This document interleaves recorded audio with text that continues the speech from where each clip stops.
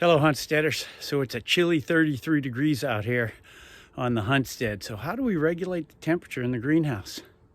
That's what I'm going to talk about today.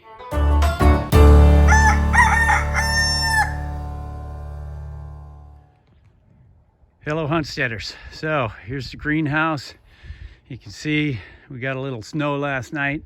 It's 33 degrees right now. It's about 10 o'clock in the morning. Snow doesn't stick here in southeast Tennessee because the ground is too warm, but it is cold in the air, and we learned a pretty hard lesson. You know, a couple weeks back we had that unseasonable cold where it got well below freezing. It was down to 5 and 6 degrees for a couple of days, and all of my pepper plants, as you can see, the tomato plants that I had, the pepper plants, they all died. And the problem was, at the time I had the flu. I was knocked on my butt pretty good, and I just didn't want to get out in this cold. I probably should have carried some of this stuff up. So I had some lettuce, celery planted in here, these 2 citrus trees that I had just got. That's a Myers lemon and Bear's lime, and this is a Maywa kumquat, which I love those. You can see they took a beating from that cold. I'm hoping to bring them back. Fruit trees are pretty hardy. I've got them protected now better with some mulch on top, and I got some fertilizer specifically for citrus, and I'm hoping they'll come back in the spring. We'll see. But these baskets here, or these planters, they had turnips, carrots, and radishes in them.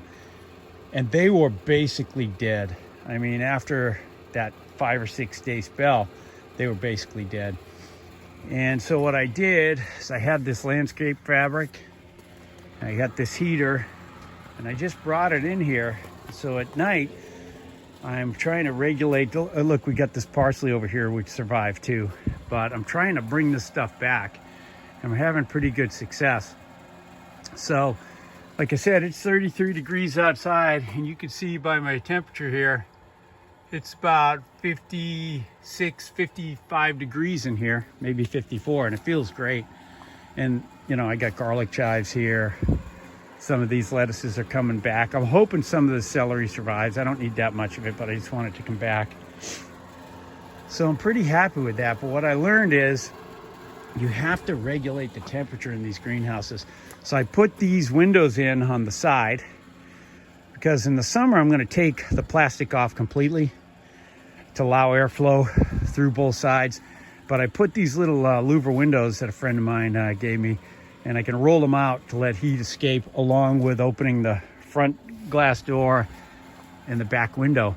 But even out here in Tennessee, where it's 50 degrees in the daytime, if it's sunny, it'll get close to 100 in here. So if this thing's dropping down, you know, below or close to freezing at night and getting 100 in the daytime, it's just screwing these plants up. So I'm trying to regulate the temperature by opening it up in the daytime. Now today I won't have to open it up at all. In fact, I'm going to kill the heat in here because it's plenty warm enough.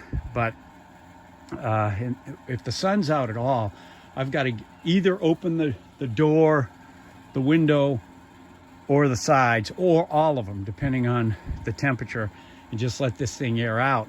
And then in the late afternoon, I'll come down here and close everything back up and try to let the heat build a little bit for that last hour or so that the sun's out.